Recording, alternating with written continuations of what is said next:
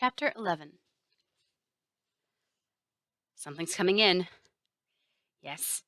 Yes, it's Pathfinder. The crowded room burst into applause and cheers.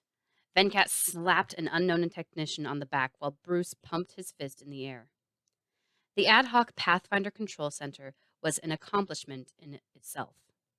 Over the last 20 days, a team of JPL engineers had worked around the clock to piece together antiquated computers, repair broken components, network everything, and install hastily made software that allowed the old systems to interact with the modern deep space network.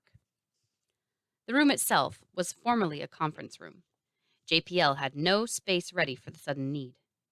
Already jam-packed with computers and equipment, the cramped space had turned positively claustrophobic, with the many spectators now squeezing into it. One Associated Press camera team pressed against the back wall, trying, and failing, to stay out of everyone's way while recording the auspicious moment. The rest of the media would have to satisfy themselves with the live AP feed and await a press conference. Venkat turned to Bruce. Wow, Bruce, you really pulled a rabbit out of your hat this time. Good work. I'm just the director, Bruce said modestly. Thank the guys who got all this stuff working. Oh, I will, Venkat beamed. But first, I have to talk to my new best friend. Turning to the headsetted man at the communications console, Venkat asked, What's your name, new best friend? Tim, he said, not taking his eyes off the screen. What now? Venkat asked. We send the return telemetry automatically. It'll get there in just over 11 minutes. Once it does, Pathfinder will start high-gain transmissions. So it'll be 22 minutes till we hear from it again. Venkat's got a doctorate in physics, Tim, Bruce said. You don't need to explain transmission time to him. Tim shrugged. You can never tell with managers. What was in the transmission we got? Venkat asked. Just the bare bones. A hardware self-check. It's got a lot of non-functional systems, because they were on panels Watney removed. What about the camera?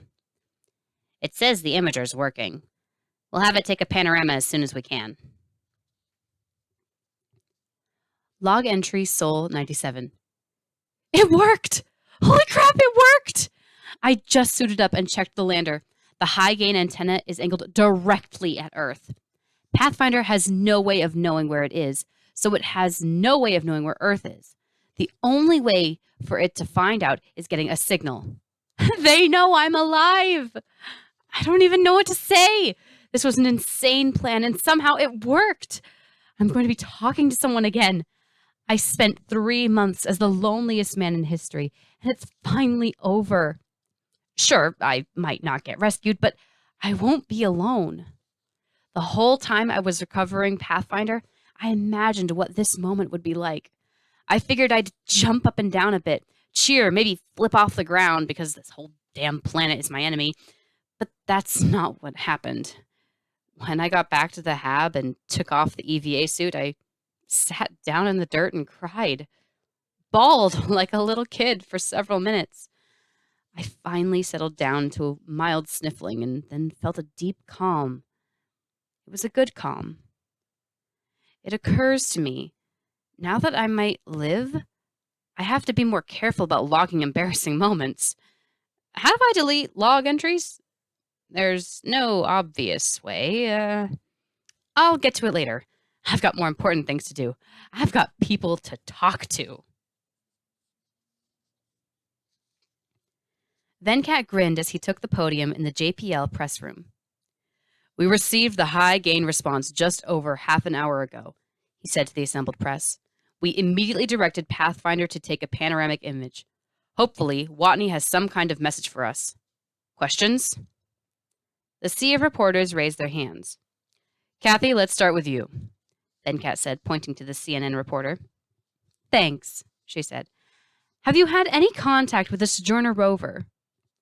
Unfortunately, no, he replied.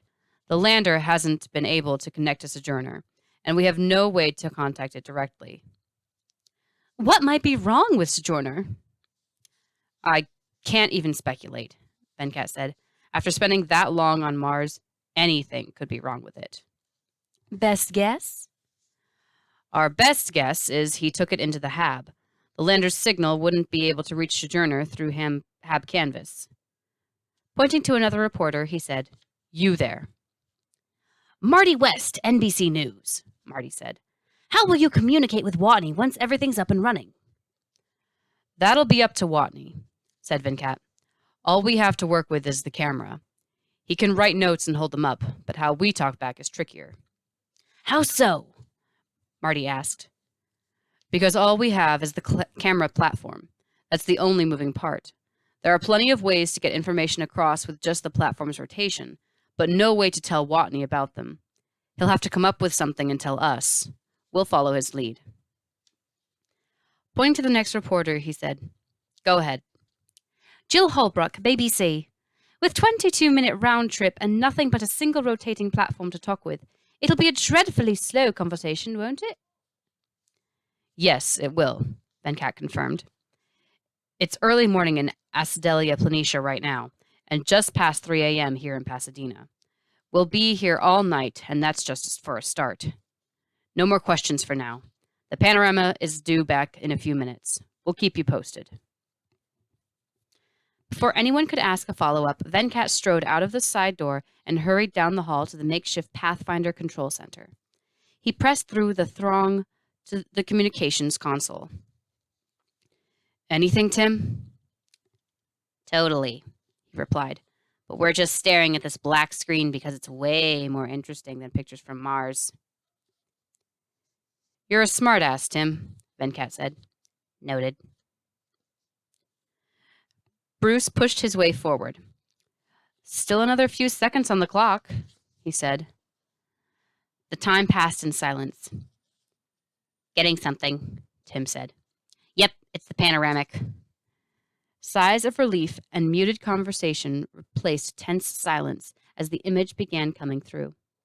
It filled out from left to right at a snail's pace due to the bandwidth limitation of the antique probe sending it. "Martian surface," Venkat said as the lines slowly filled in.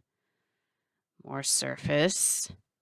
"Edge of the HAB," Bruce said, pointing to the screen. "HAB?" Venkat smiled. "More HAB now. More HAB. Is that a message?" "That's a message!" As the image grew, it revealed a handwritten note, suspended at the camera's height by a thin metal rod. "We got a note from Mark," Venkat announced to the room. Applause filled the room, then quickly died down. "What's it say?" someone asked. Venkat leaned closer to the screen. "It says, 'I'll write questions here. Are you receiving?'" "Okay," said Bruce. "That's what it says." Venkat shrugged. "Another note," said Tim, pointing to the screen as more of the image came through. Venkat leaned in again. "This one says, 'Point here for yes.'" He folded his arms. "All right. We have communication with Mark. Tim, point the camera at yes. Then start taking pictures at 10-minute intervals until he puts up another question." Log entry Sol 97 2. Yes! They said yes! I haven't been this excited about a yes since prom night. Okay, calm down. I have limited paper to work with. These cards were intended to label batches of samples. I have about 50 cards. I can use both sides, and if it comes down to it, I can reuse them by scratching out the old question. The Sharpie I'm using will last much longer than the cards, so ink isn't a problem. But I'll have to do all my writing in the HAB. I don't know what kind of hallucinogenic crap that ink is made of, but I'm pretty sure it would boil off in Mars's atmosphere. I'm using old parts of the antenna array to hold up the cards up. There's a certain irony in that. We'll need to talk faster than yes-no questions every half hour. The camera can rotate 360 degrees, and I have plenty of antenna parts. Time to make an alphabet. But I can't just use the letters A through Z. 26 letters plus my question card would be 27 cards around the lander. Each one would only get 13 degrees of arc. Even if JPL points the camera perfectly, there's a good chance I won't know which letter they meant. So I'll have to use ASCII. That's how computers manage characters. Each character has a numerical code between 0 and 255. Values between 0 and 255 can be expressed as 2 hexadecimal digits. By giving me pairs of hex digits, they can send any character they like, including numbers, punctuation, etc. How do I know which values go with which characters? Because Johansson's laptop is a wealth of information. I knew she'd have an ASCII table in there somewhere. All computer geeks do. So I'll make cards for 0 through 9 and A through F. That makes 16 cards to place around the camera, plus the question card. 17 cards means over 21 degrees each. Much easier to deal with. Time to get to work. Spell with ASCII, 0 through F at 21 degree increments. We'll watch camera starting 11 my time. When message done, return to this position. Wait 20 minutes after completion to take picture, so I can write and post reply. Repeat process at top of every hour. St, at, s. No physical problems. All HAB components functional. Eating 3/4 rations. Successfully growing crops in HAB with cultivated soil. Note, situation not Ares 3 crew's fault. Bad luck. A, U, L, I, V. Impaled by antenna fragment. Knocked out by decompression. Landed face down, blood-sealed hole. Woke up after crew left. Biomonitor computer destroyed by puncture. Crew had reason to think me dead. Not their fault. Ops. Long story. Extreme botany. Have 126 meters squared farmland growing potatoes. Will extend food supply, but not enough to last until Ares 4 landing. Modified rover for long distance travel. Plan to drive to Ares 4. We saw satellite.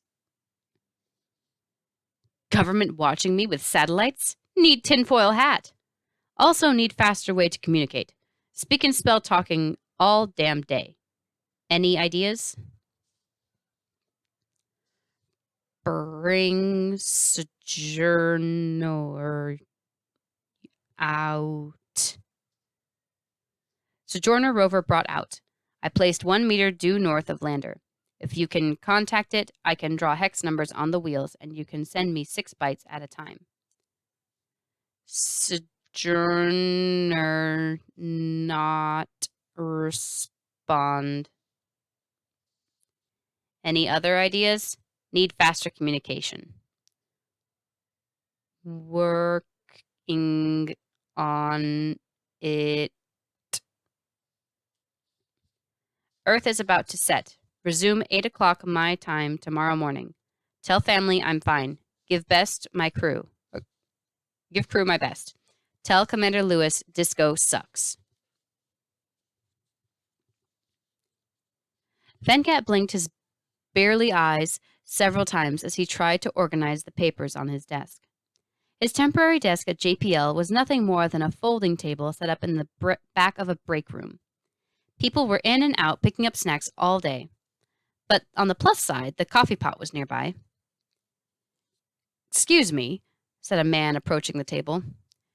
"Yes, they're out of Diet Coke," Venkat said without looking up. "I don't know when the site services refills the fridge."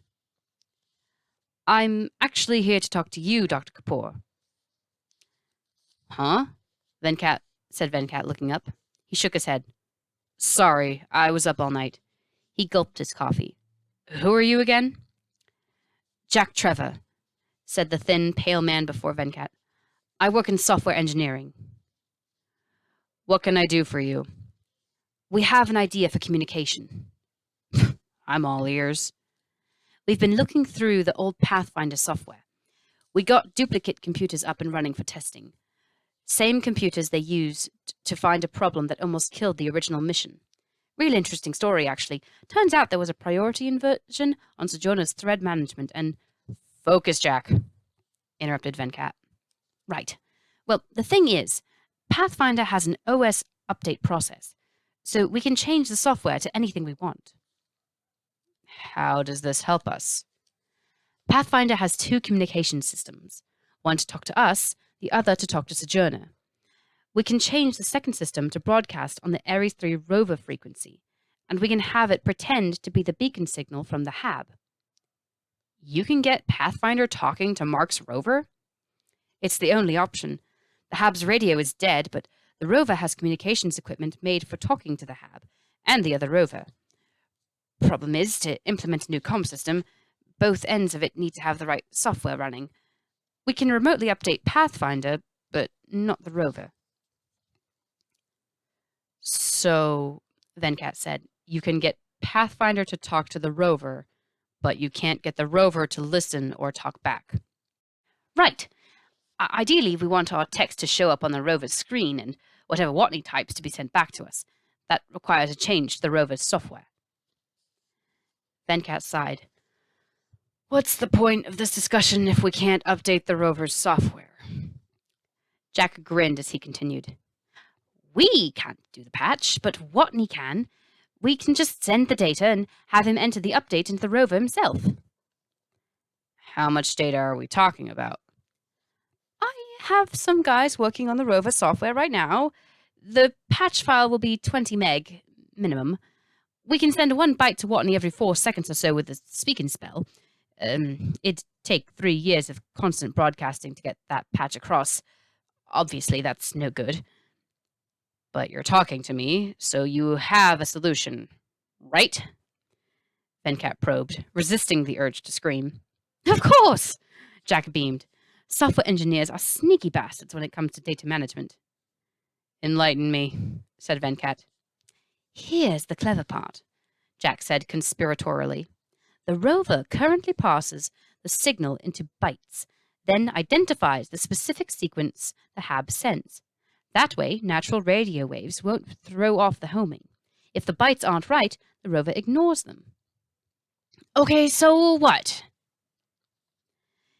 It means there's a spot in the code base where it's got the passed bytes. We can just insert a tiny bit of code, just 20 instructions, to write the passed byte to a log file before checking their validity. This sounds promising, Venkat said. It is, Jack said excitedly.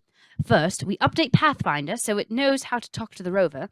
Then, we tell Watney exactly how to hack the rover software to add those 20 instructions. Then, we have Pathfinder broadcast new software to the rover. The rover logs the bytes to a file. Finally, Watney launches the file as an executable, and the rover patches itself. Venkat furrowed his brow, taking in far more information than his sleep-deprived mind wanted to accept. Jack said, you know, cheering or dancing. So we just need to send Watney those 20 instructions?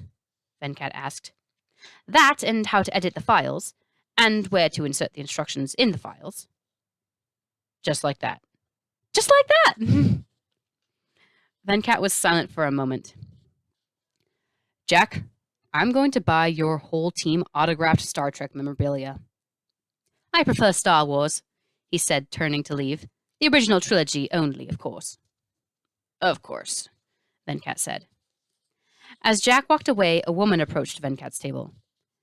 Yes, Venkat said.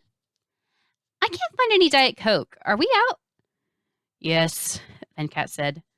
I don't know when Site Services refills the fridge. Thanks, she said. Just as he was about to get back to work, his mobile rang. He groaned loudly at the ceiling as he snatched the phone from his desk. Hello? He said as cheerfully as he could. I need a picture of Watney. Hi, Annie. Nice to hear from you, too. How are things back in Houston? Cut the crap, Venkat. I need a picture. It's not that simple, Venkat explained. You're talking to him with a camera. How hard can it be? We spell out our message, wait 20 minutes, and then take a picture. Watney's back in the HAB by then. So tell him to be around when you take the next picture, Annie demanded. We can only send one message per hour, and only when Acidelia planitia is facing Earth, Venkat said. We're not going to waste a message just to tell him to pose for a photo. Besides, he'll be in his EVA suit. You won't even be able to see his face. I need something, Venkat, Annie said. You've been in contact for 24 hours, and the media is going insane. They want an image for the story. It'll be on every news site in the world. You have the pictures of his notes. Make do with that. It's not enough, Annie said. The press is crawling down my throat for this. It'll have to wait a few days. We're going to try and link Pathfinder to the rover computer. A few days? Annie gasped. This is all anyone cares about right now in the world. This is the biggest story since Apollo 13. Give me a picture. Venkat sighed. I'll try to get it tomorrow. Great, she said, looking forward to it.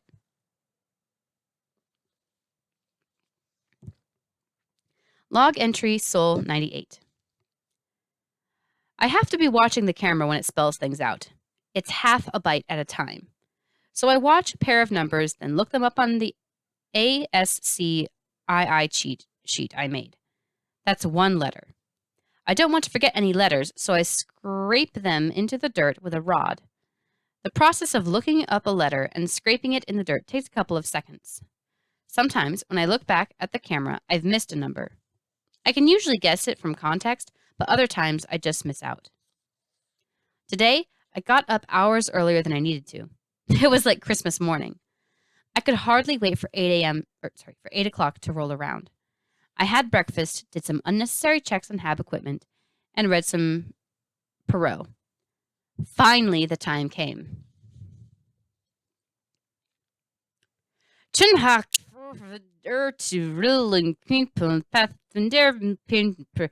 for long message. Yeah, took me a minute. Can hack rover to talk to Pathfinder. Prepare for long message. That took some mental gymnastics to work out. But it was great news. If we could set that up, we'd only be limited by transmission time. I set up a note that said, Roger. Not sure what they meant by long message, but I figured I'd better be ready. I went out 15 minutes before the top of the hour and smoothed out a big area of dirt. I found the longest antenna rod I had, so I could reach into the smooth area without having to step on it. Then I stood by, waiting. At exactly the top of the hour, the message came. Lynch hexadit honorvlrximp open file /user/lib/habcom.so-scroll till id xon fultleftis 2AAE5 overwrite 141 bytes with data will send next message stand in view for next pick 20 minutes after done. Wow. Okay. They want me to launch HexEdit on the rover's computer, then open the file user/lib/habcom.so, scroll until the index reading on the left of the screen is 2AAE5, then replace the bytes there with a 141 byte sequence NASA will send in the next message. Fair enough. Also, for some reason, they want me to hang around for the next pick. Not sure why. You can't see any part of me when I'm in the suit. Even the faceplate would reflect too much light. Still, it's what they want. I went back in and copied down the message for future reference, then wrote a short note and came back out.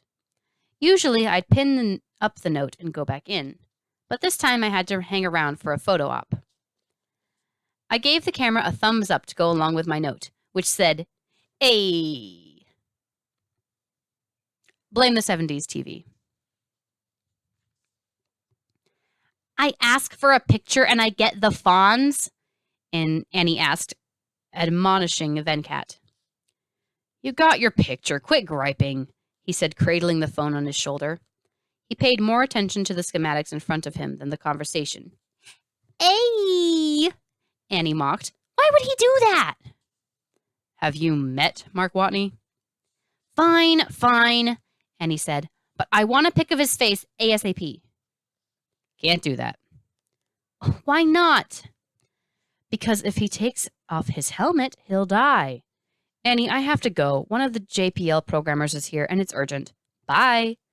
But, Annie said as he hung up. Jack, in the doorway, said, It's not urgent. Yeah, I know, Venkat said. What can I do for you? We were thinking, Jack began. This rover hack might get kind of detailed. We may have to do a bunch of back and forth communication with Watney. That's fine, Venkat said. Take your time, do it right. We could get things done faster with a shorter transmission time, Jack said. Venkat gave him a puzzled look. Do you have a plan for moving Earth and Mars closer together? Earth doesn't have to be involved, Jack said. Hermes is 73 million kilometers from Mars right now, only 4 light minutes away. Beth Johansen is a great programmer. She could talk Mark through it. Out of the question, Venkat said. She's the mission's SysOp, Jack pressed on. This is her exact area of expertise. Can't do it, Jack. The crew still doesn't know. What is with you? Why won't you just tell them? Watney's not my only responsibility, Venkat said. I've got 5 other astronauts in deep space who have to concentrate on their return trip. Nobody thinks about it, but statistically, they're in more danger than Watney right now. He's on a planet. They're in space. Jack shrugged. Fine. We'll do it the slow way. Log entry Sol 98-2. Ever transcribed 141 random bytes 1/2 of a byte at a time? It's boring. And it's tricky when you don't have a pen. Earlier, I had just written letters in the sand. But this time, I needed a way to get the numbers onto something portable. My first plan was, use a laptop. Each crewman had their own laptop, so I have 6 at my disposal. Rather, I had 6. Now I have 5. I thought a laptop would be fine outside. It's just electronics, right? It'll keep warm enough to operate in the short term, and it doesn't need air for anything. It died instantly. The screen went black before I was out of the airlock. Turns out the L in LCD stands for liquid. I guess it either froze or boiled off. Maybe I'll post a consumer review. Brought product to the surface of Mars. It stopped working. 0 out of 10. So I used a camera. I've got lots of them, specifically made for working on Mars. I wrote the bytes in the sand as they came, took a picture, then transcribed them in the HAB. It's night now, so no more messages. Tomorrow I'll enter this into the rover, and the geeks at JPL can take it from there.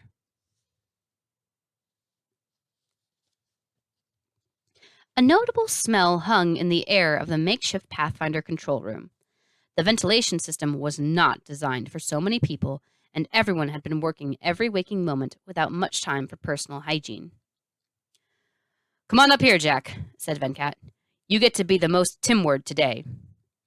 Thanks, said Jack, taking Venkat's place next to Tim. Hey, you, Tim. Jack, said Tim. How long will the patch take? Venkat asked. Should be pretty much instant, Jack answered. Watney entered the hack earlier today, and we confirmed it worked. We updated Pathfinder's OS without any problems. We sent the rover patch when Pathfinder rebroadcast. Once Watney executes the patch and reboots the rover, we should get a connection.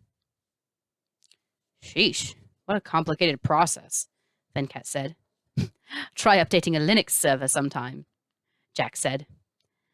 After a moment of silence, Tim said, You know, he was telling a joke, right? That was supposed to be funny. Oh, said Venkat. I'm a physics guy, not a computer guy. He's not funny to computer guys either. You're a very unpleasant man, Tim, Jack said. System's online, said Tim. What? It's online. FYI. Holy crap! Jack said. It worked, Venkat announced to the room. 11:18 JPL. Mark, this is Venkat Kapoor. We've been watching you since Sol 49.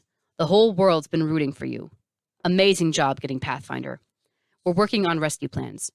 JPL is adjusting Ares 4's MDV to do a short overland flight. They'll pick you up, then take you with them to Schiaparelli. We're putting together a supply mission to keep you fed until Ares 4 arrives. 11:29 Watney. Glad to hear it. Really looking forward to not dying. I want to make it clear it wasn't the crew's fault. Side question, what did they say when they found out I was alive? Also, hi, Mom! 11:41 JPL. Tell us about your crops.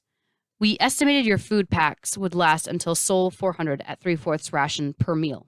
Will your crops affect that number? As to your question, we haven't told the crew you're alive yet. We wanted them to concentrate on their own mission. 11:52 Watney. The crops are potatoes, grown from the ones we were supposed to prepare on Thanksgiving. They're doing great, but the available farmland isn't enough for sustainability. I'll run out of food around Sol 900. Also, tell the crew I'm alive. What is wrong with you? 12:04 JPL.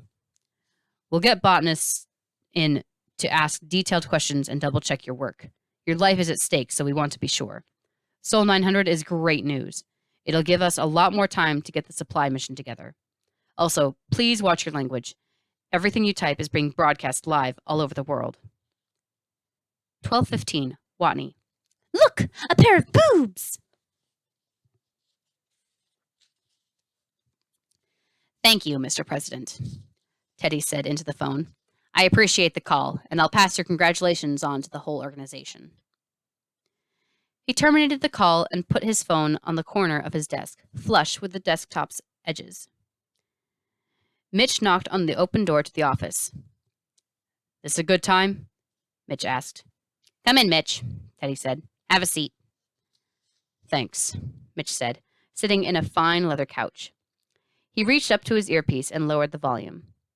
How's mission control? Teddy asked. Fantastic, Mitch said.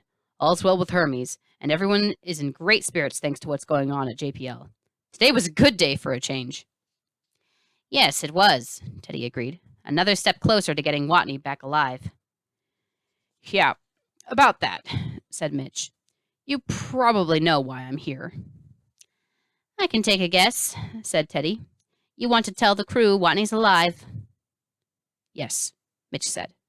And you're bringing this up with me while Venkat is in Pasadena, so he can't argue the other side. I shouldn't have to clear this with you or Venkat, or anyone else. I'm the flight director. It should have been my call from the beginning. But you two stepped in and overrode me. Ignoring all that, we agreed we'd tell them when there was hope. And now there's hope. We've got communication, we have a plan for rescue in the works, and his farm buys us enough time to get him supplies. Okay, tell them, Teddy said. Mitch paused. Just like that? I knew you'd be here sooner or later, so I already thought it through and decided. Go ahead and tell them. Mitch stood up. All right. Thanks, he said as he left the office. Teddy swiveled in his chair and looked out his window to the night sky. He pondered the faint red dot among the stars. Hang in there, Watney, he said. We're coming.